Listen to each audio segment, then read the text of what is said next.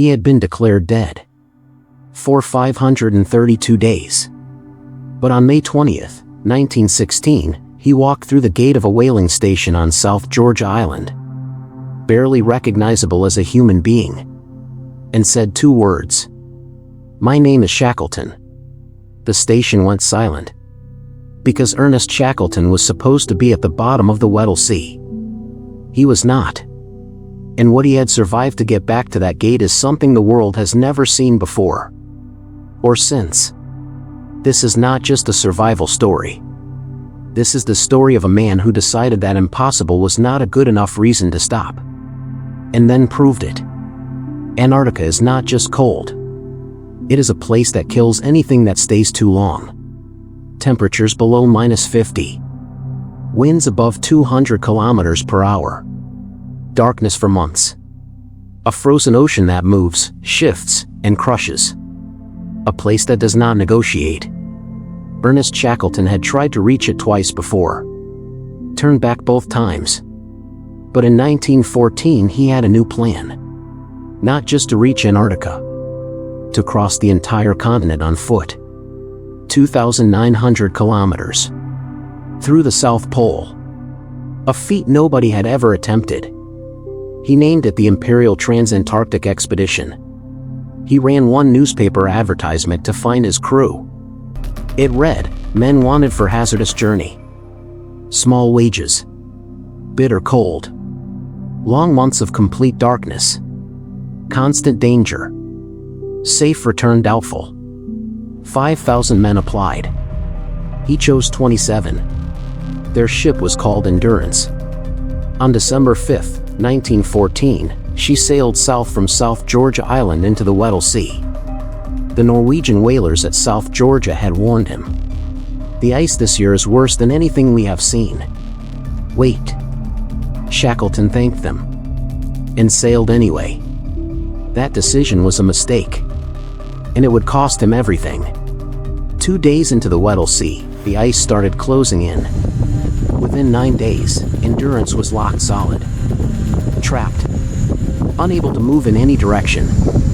Shackleton ordered the crew to wait. Ice moves. Ice shifts. Ice melts. He was right. 8 days later, the ice loosened and Endurance pushed south again. By January 10, 1915, the coast of Antarctica was visible. 100 kilometers away. But Shackleton miscalculated his position. A small error. Small enough that nobody caught it. Large enough to change everything. The miscalculation pushed Endurance into a belt of ice so dense nothing was getting through. By January 17th, the wind turned. The ice closed from behind. Endurance stopped moving. For good. What happened next should have killed all 28 of them. It did not. But it came very close. The Antarctic winter closed in fast. The sun disappeared. The temperature dropped so far that exposed skin froze in minutes. And the ice began to move. Enormous slabs driven by current and wind grinding against each other. Endurance was sitting in the middle of it. The sound started first. Deep groaning from the hole. The sound a building makes before it falls. Shackleton kept his men busy. Theatrical performances on the ship. Dog races on the ice. Music. Games. Because he understood something most leaders never learn. When you cannot control the situation, control the atmosphere. For 9 months he held them together. And then on October 27, 1915, the ice finally won. The pressure cracked the hull.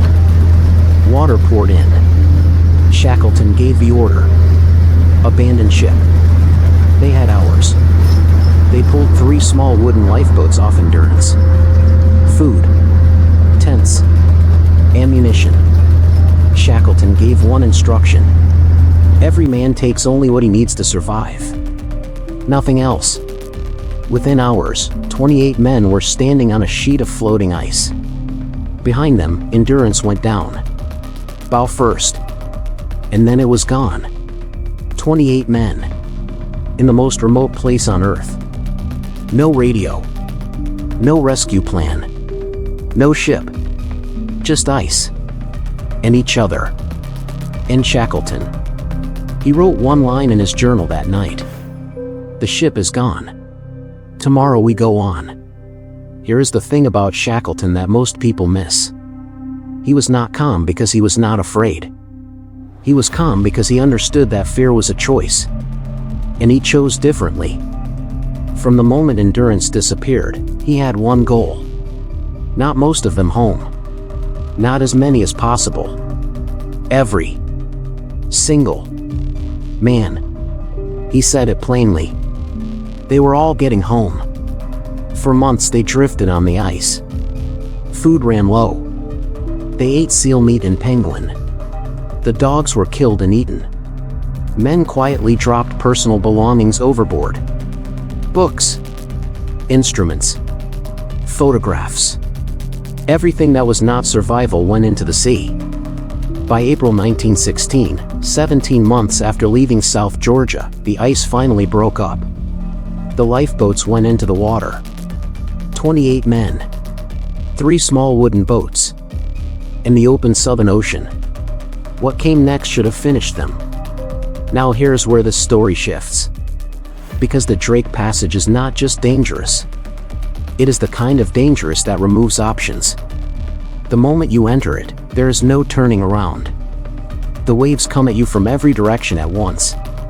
Not one wave. Not 2 waves.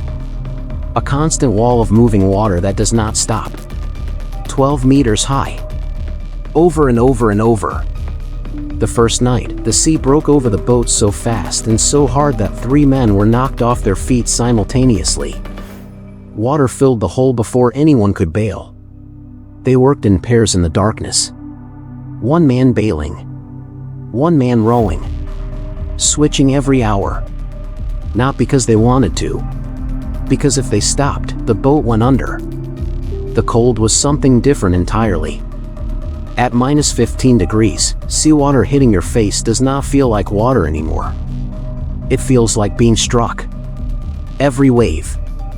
Every minute. 4 hours. 4 days. By the 3rd day, nobody had slept longer than 40 minutes at a stretch. The men started to hallucinate. 1 man became convinced there was a 5th boat following them. He kept pointing behind them. There was nothing there. Another man stopped responding to his name. He was still rowing. Still bailing. But whatever was happening behind his eyes had gone somewhere else entirely. Shackleton rotated the men. He watched who was going under and moved them to positions that required less. He did not sleep more than anyone else. He watched. On the 5th night, a sound came from the southwest. Low at first.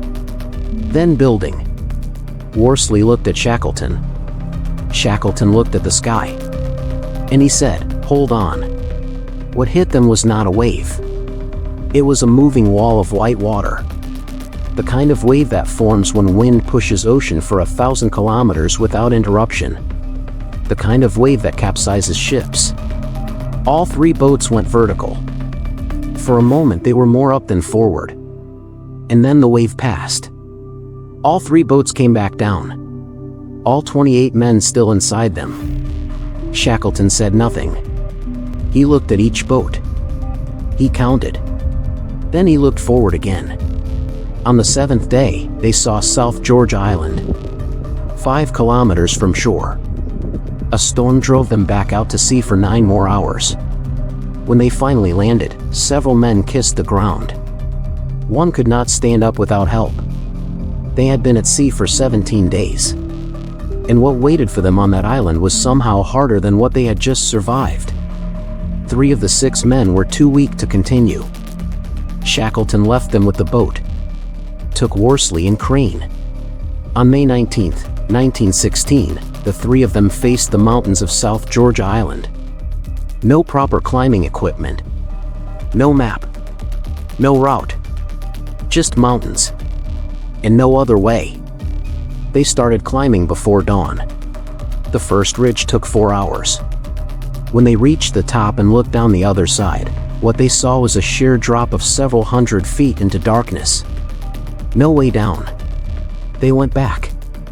Found another route. Climbed again. 3 hours. Another dead end. Back down. Another route. The pattern repeated through the morning. Through the afternoon. By evening they had been climbing for over 12 hours. Their clothes were soaked through. The temperature was dropping fast. And they were not through yet. At one point, Worsley put his hand on a rock to steady himself and felt it shift. He stopped. Looked at Shackleton. Said nothing. Moved his hand. Kept climbing. Around midnight, they found themselves at the top of a long, steep ridge. On the other side, somewhere in the darkness below, was the whaling station. But they could not see it. They could not see anything. Going back was not possible. They had no rope long enough to descend safely. The temperature was falling by the minute. If they stayed still, they would freeze. Shackleton looked at the slope. Then he looked at Worsley and Crane. He said, "We are going to sit down. And slide." Nobody argued. Because nobody had a better idea. They coiled their rope beneath them like a sled. Sat down. Pushed off. 1,200 feet of frozen slope. Into complete darkness. Not knowing what was at the bottom. Wind roaring past their faces. Speed they could not control. For 30 seconds nobody breathed. They landed in a snowbank at the bottom. Hard. All three of them sat in the snow for a moment. Then Crane started laughing. Then Worsley. Then Shackleton. Three men sitting in the dark at the bottom of a mountain they had just slid down in the middle of the night. Laughing. Because they were alive. And they kept moving. 36 hours after they started climbing, they heard something. A whistle. The 7 a.m. work whistle from the whaling station. The most beautiful sound any of them had ever heard. By noon they were walking through the gate. The manager did not recognize them. Nobody did. He asked who they were. The man in the center looked at him. "My name is Shackleton." The station went silent. 3 rescue attempts failed. Pack ice blocked the way every time. Back on Elephant Island, the 22 men were running out of everything. Food. Fuel. Hope. The shelter Frank Wild had built from the 2 remaining lifeboats and stones was barely holding together. Inside it, 22 men lived in conditions that had no right to be survived. The ceiling was so low most of them could not sit upright. The smell from unwashed bodies and burning blubber for fuel had soaked into everything. Frostbite moved through the group slowly. Some men lost feeling in their toes. Some lost feeling in their fingers. One man developed severe gangrene and came very close to losing a foot. There was a surgeon with them. He operated with what he had. In a shelter made of upturned boats. By candlelight. In Antarctica. At night, the men lay in their sleeping bags in complete darkness and listened to the wind tear at the shelter above them. Some nights it was so loud they could not speak to the man beside them. Some nights the structure flexed so violently that everyone was certain it would come apart. It never did. But the waiting was doing something to the men that the cold could not. It was taking their belief. Day after day with no ship. Week after week. By the time a month had passed, most of the men had quietly stopped expecting Shackleton to come back. Not because they doubted him. Because the mathematics of survival had started to feel impossible. They began to talk about taking a lifeboat and attempting the ocean crossing themselves. It would almost certainly have killed them. Frank Wild stopped that conversation every time it came up. And every morning, without fail, he packed his backpack. He said the same thing. "Roll up your sleeping bags, boys. The boss might come today." 128 mornings. He said it every single one. On August 30th, 1916, one of the men standing outside the shelter looked at the water. He stood very still for a moment. Then he said it. "A ship." Nobody moved at first. The announcement had been made before. Shapes in the water that turned out to be ice. Hopes that collapsed when they looked closer. Then someone else looked. Then someone else. The ship was real. And on the deck, leaning over the railing, was a figure they recognized. Within hours, Shackleton was on the beach. He walked among his men immediately. He did not stop to celebrate. He did not explain where he had been or what he had done. He counted them. One by one. 22. Every single one. Alive. Only then, according to Worsley, did something change in Shackleton's posture. His shoulders dropped. Just for a moment. Just one. And then they came back up. And Shackleton started organizing the evacuation. Because there was still work to do. There's always still work to do. Ernest Shackleton set out in 1914 with 27 men. He returned in 1916 with 27 men. After 634 days. After losing their ship. After the Drake Passage. After the mountains. After 4 rescue attempts. He lost no one. Not one. In 2022, 107 years after Endurance sank, a research team found the wreck. 10,000 feet below the Weddell Sea. Perfectly preserved. The name on the stern still clearly visible. Endurance. Ernest Shackleton died on January 5, 1922. He was 47 years old. He never completed his original mission. He never crossed Antarctica on foot. But there is a reason that leadership experts and historians and psychologists have studied Shackleton for over a century. Not because of what he accomplished. Because of what he refused to accept. He refused to accept that losing the ship meant losing the men. He refused to accept that the worst conditions on Earth were a good enough reason to stop. He decided something different. And then he made that decision true. One day at a time. For 634 days. If this story found you today, subscribe and hit the bell. Every week I go deep on the moments that prove what human beings are actually capable of when everything is gone. Drop a comment. Tell me what part of this hit you the hardest. I read every single one.